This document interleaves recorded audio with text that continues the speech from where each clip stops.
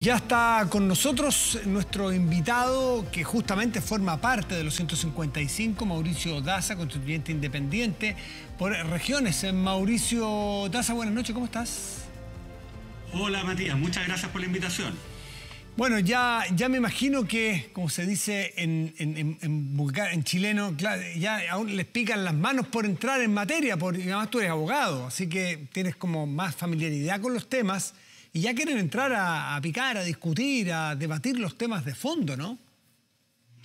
Tenemos absolutamente el ánimo, las ganas y la disposición para poder empezar esta labor, que como bien tú decías, es bastante acotado el tiempo que contamos para poder realizar esta enorme tarea de proponerle al país una nueva Carta Fundamental. Entonces es clave que empecemos cuanto antes a abocarnos a estos asuntos, especialmente lo relacionado con el reglamento, que es la primera prueba que tenemos que superar para definir las reglas a partir de las cuales vamos a precisamente empezar a debatir y trabajar los temas de fondo. Claro, es como uno compra una máquina y primero hay que leerse las instrucciones. Bueno, en este caso no hay instrucciones. Ustedes van a redactar instrucciones de uso de esa máquina compleja que va a ser una constitución que después hay que armar, además.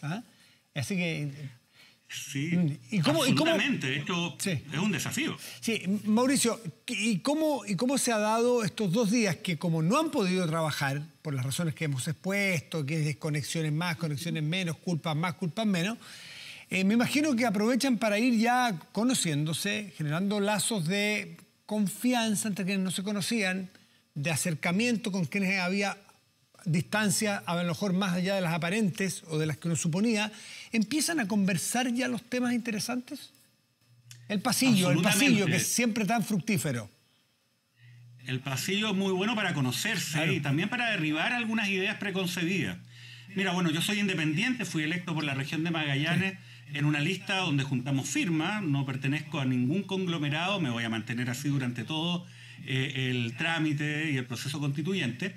Y eso me ha dado la posibilidad también de generar reuniones y conversar espontáneamente en mesas en que hemos compartido cafés con gente independiente de Chile Vamos, personas elegidas fuera de pacto, personas de las listas del pueblo, personas del PS, del PPD y de varios mundos. Entonces, fíjate, uno habla de cosas vinculadas a descentralización, desconcentración, un nuevo sistema de justicia constitucional, una profundización democrática, reformar, ¿no?, el Congreso Nacional, avanzar quizás en un Congreso unicameral, darle más poder a los gobiernos regionales, que son temas todos muy importantes.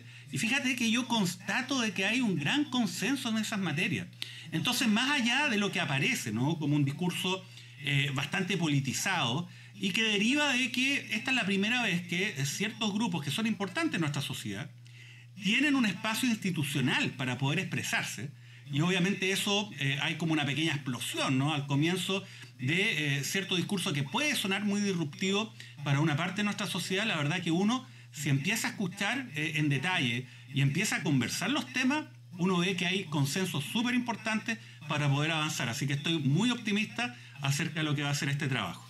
No, y hay temas que además suenan muy razonables de pensar. Por ejemplo, ¿a quién en calma y en juicio pudiera pensar que es malo repartir más el poder a lo largo de las regiones? Es decir, descentralizar el poder, las tomas de decisiones. Alguien dirá, sí, pero es que hay que hacer antes un montón de otras cosas. Bueno, está bien. Si nadie dice que es fácil, ni que se hace de la noche a la mañana, ni por un decreto.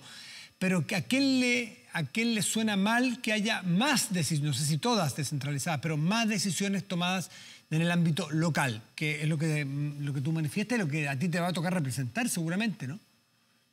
Bueno, obviamente, yo represento a Magallanes y Antártica Chilena, ni más ni menos, ¿no? Una región con mucha identidad y una aspiración fuerte y muy justa de tener mayores grados de autonomía. Y esto se puede lograr también en el contexto de un Estado unitario. Hay experiencias que dan cuenta de aquello, ¿no? La experiencia italiana, la experiencia española, y también aprender de los errores, ¿no?, y los problemas que se han verificado en ese contexto. No simplemente un copiar y pegar muchas constituciones del mundo y hacer ahí una suerte de conglomerado de disposiciones.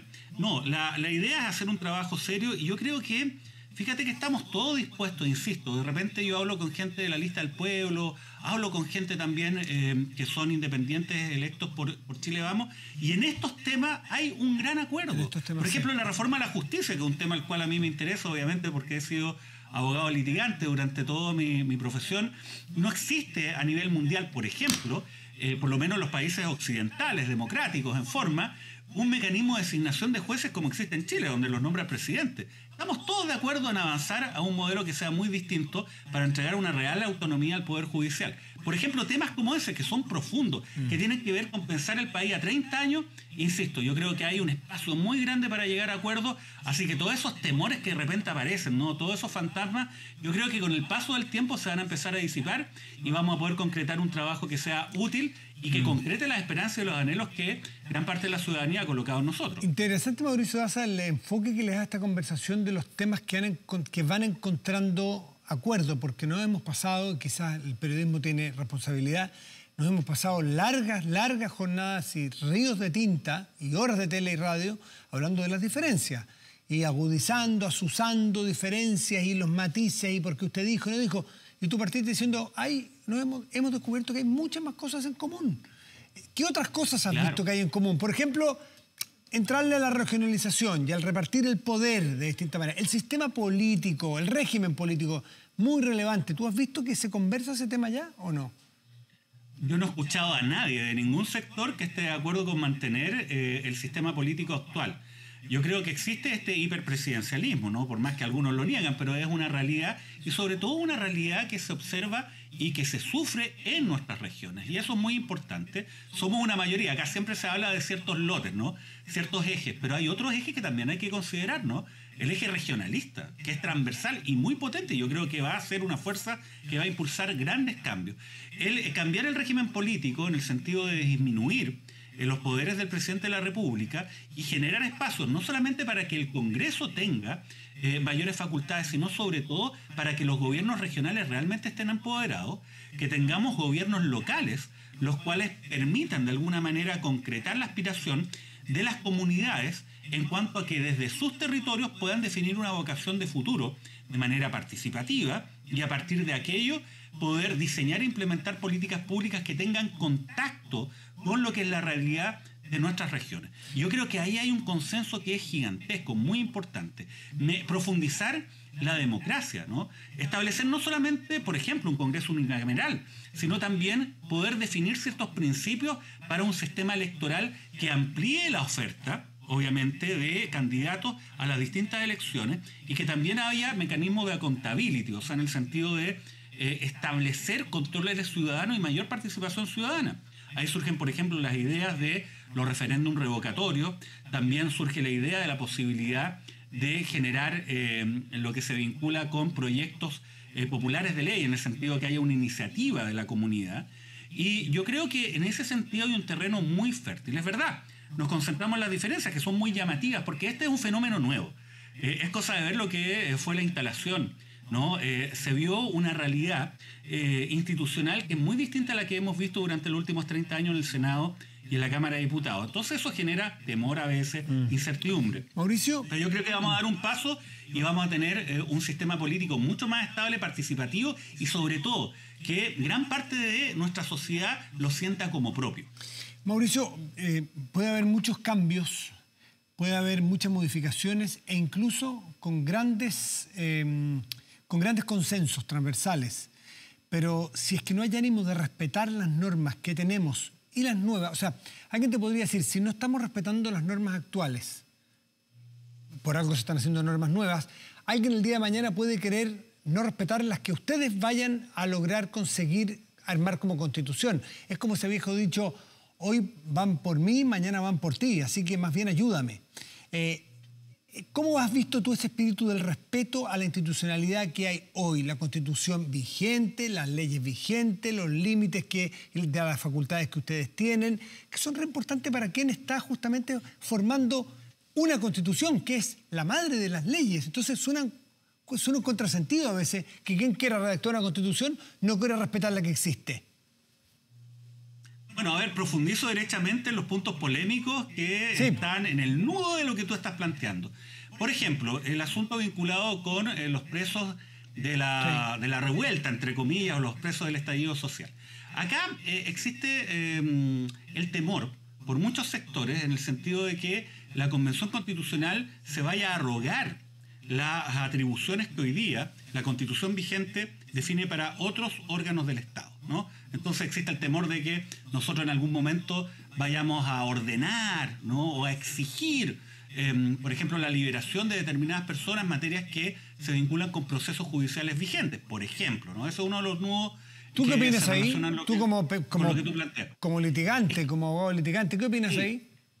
Es que mira, lo que ocurre es lo siguiente. Yo creo que hay que leer bien lo que está sucediendo respecto a este punto.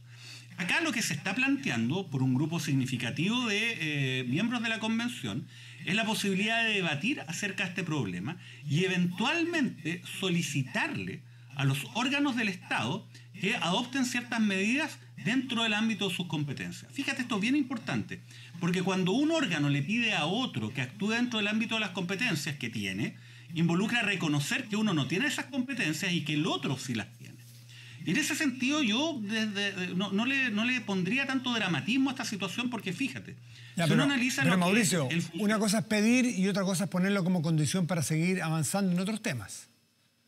Claro, y en eso tú tienes razón, pero el punto es el siguiente. Sinceramente yo no he visto a nadie, o por lo menos grupos relevantes de ningún sector, que digan, mire, ¿sabe qué? Si esto no ocurre, no vamos a, de alguna manera, funcionar como convención. Lo que se plantea es otra cosa. Se dice, mire, este es un tema relevante, queremos debatirlo y eventualmente emitir una declaración. Ahora, fíjate, acá hay un tema que es importante.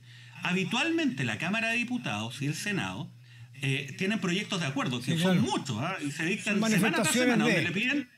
Claro, tú lo has visto, le piden, por ejemplo, al presidente de la República, mire, ¿sabe que nosotros, Congreso, no tenemos la facultad para mandar un proyecto de ley? Porque usted la tiene. Le pedimos, por favor, mande el proyecto de ley. Incluso hay peticiones que son más pedestres, que dicen, oiga, ¿sabe qué? Por favor, otárguenle una pensión de gracia a una familia determinada. Y eso uno lo ve día a día. Pero eso no genera, digamos, un ruido en términos de decir el Congreso con esto está vulnerando la institucionalidad. Es solamente una petición, una parte del derecho de petición. Yo creo que es importante para un grupo de constituyentes debatir esto. Yo creo que lo podemos hacer en los términos que he señalado. No podemos tomarnos atribuciones de otros órganos del Estado. Sí podemos pedirle a otros órganos del Estado que dentro del ámbito de sus competencias realicen determinadas actuaciones y con esto también vamos a poder descomprimir un poco estos temas y avanzar en el asunto de fondo. Mauricio Daza, quedan tantos temas, pero queda tanto tiempo, así que todo con calma, como decía Agustín Esquella hoy día, no dramaticemos todas las cosas, sino que vamos avanzando de a poco y generando confianza. Muy buenas noches y muchas gracias como siempre, Mauricio. Buenas noches, Matías, e insisto, no hay que tener temor a este proceso. No. Yo desde adentro veo con mucho optimismo que vamos a tener un gran avance institucional. Una gran oportunidad, eso es bastante evidente. Muchas gracias, Mauricio, que te vaya muy bien. Chao, chao. Muy bien, nos vemos. Chao.